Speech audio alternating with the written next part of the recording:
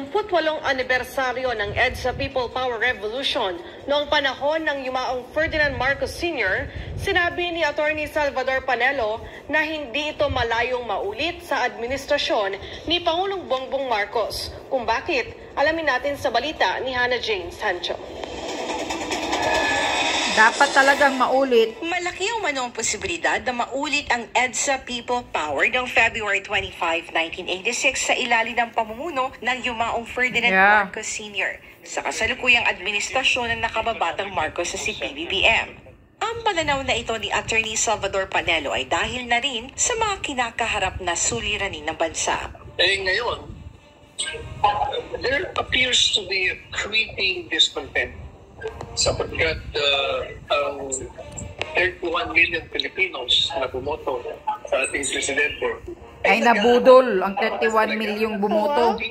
Sa sinimulan ng Pangulong Rodrigo Roa Duterte, hinahanap nila ang pagsira sa illegal na droga, hinahanap nila ang katahimikan, hinahanap nila ang ikay lalakad sa kalsada na wala kang kaba, walang mananakot sa iyo, magnanakaw sa iyo, papakatay sa iyo.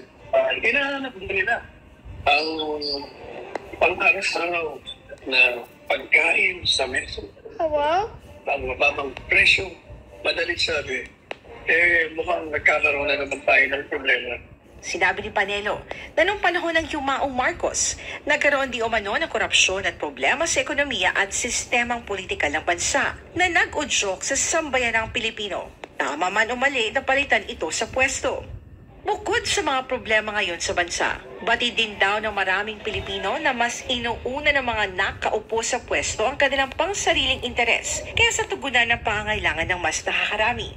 Yung mga nailalal natin sa Kongreso, nakikita ng taong bayan na mukhang ang tinututukan nila ay ang pagyaman sa kanilang mga sarili. Ang tinututukan nila ay ang pananatili sa kapangyarihan ng matagal. Kaya yung pong ginawa ng pag-uusap ng People's Initiative kung saan ang balak ay extend ang term nila, hindi tinatanggap ng mga kababayan natin. Lalong-lalo pa niloloko nila, sinusuhulan nila pag makakuha sila ng pirma. Yan pong mga ganyang kalakaran. Pag hindi po nasawatan, pag hindi natin napigil yan, ito'y maaaring lumawa,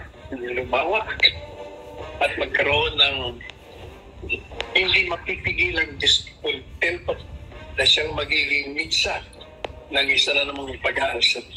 Samantala, kaugnay sa paggunita ng EDSA People Power, sinabi ni Panelo na mas mahalaga na alalahanin na naging aral nito at hindi ang tagumpay. Para kasi kay Panelo, kabiguan itong maituturing kung pag-uusap ay ang pagbabago ng sistema sa politika at ekonomiya ng bansa. Para sa Diyos at Pilipinas.